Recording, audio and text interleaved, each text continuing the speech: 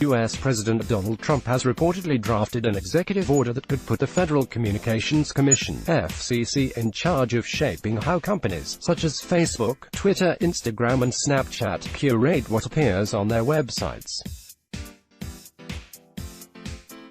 Under existing U.S. law, Internet companies are mostly free to handle content as they see fit. They qualify for broad legal immunity when they suppress or take down objectionable content, at least when they are acting in good faith. Trump, fellow Republicans and conservatives have been railing for quite some time against a supposed pro-liberal bias of social media platforms, including Facebook and Twitter. The draft order, currently titled Protecting Americans from Online Censorship, calls for the FCC to develop new regulations clarifying how and when the law protects social media websites when they decide to remove or suppress content.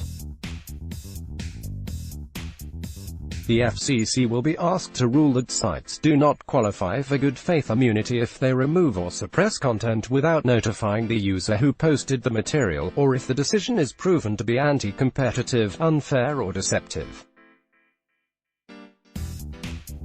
The Federal Trade Commission will take these new policies into account in its antitrust investigations.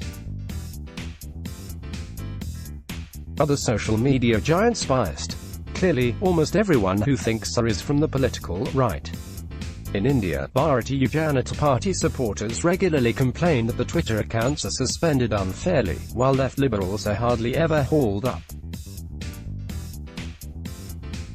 But this also seems to be the public perception. A June 2018 Pew Research Center poll found that 72% of Americans believe that social media companies censored views they don't like, while 43% said the companies support liberal views over conservative. Only 11% thought the opposite. Last year, Twitter suppressed, causing low visibility, the accounts of 4 Republican congressmen, and then backtracked after protests. After Korean-born Sarah Zhang was appointed to the New York Times editorial board, it was discovered that she had sent dozens of vicious anti-white racist tweets over the years. Twitter had allowed these. Activist Candace Owens copied some of Zhang's tweets and replaced the word white with Jewish and black, and tweeted, mentioning the source of the tweets and the word swaps. Twitter suspended her account, and following a sharp backlash, apologized and restored it.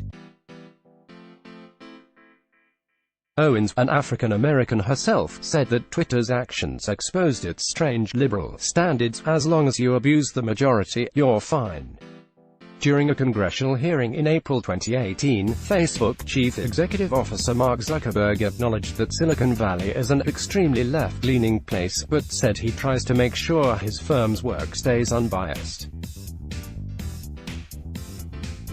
4 months later, Brian Emerich, a senior engineer at Facebook, wrote a post on an internal message board of the company, where he said, "We are a political monoculture intolerant of different views. We claim to welcome all perspectives, but are quick to attack, often in mobs, anyone who presents a view that appears to be in opposition to left-leaning ideology." However, Emerich resigned in October, because it became clear that Facebook's bosses were committed to sacrificing free expression in the name of protecting people. In an interview with Hindustan Times in February, Colin Crowell, Twitter's vice president of global public policy, said, "We are so unbiased that we don't even categorize users on the basis of their political beliefs. Any assertion that Twitter factors in political beliefs or viewpoints in developing or enforcing our rules is false." Yet, what his CEO, Jack Dorsey, has been saying is somewhat different. Last year, in an interview with journalism professor Jay Rosen, he admitted that such a large majority of Twitter employees lean left that conservative staffers are afraid to voice their opinions. And 3 weeks before Crowell's HT interview, when journalist Sam Harris asked why Twitter reliably lands on one side of the political divide, he responded, "I don't believe that we can afford to take a neutral stance anymore. I don't believe that we should optimize for neutrality, but there is a much bigger question here." Facebook and Twitter are private corporations, and should governments get to decide how they curate content? That's a slippery slope which can easily lead to government overreach, something democracies can do without. Let's assume these firms are indeed biased, but they own the platforms and have the right to make the rules.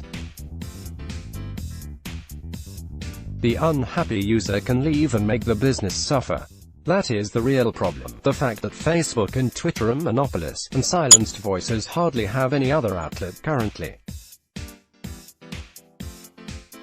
Monopoly is the true danger to freedom of expression.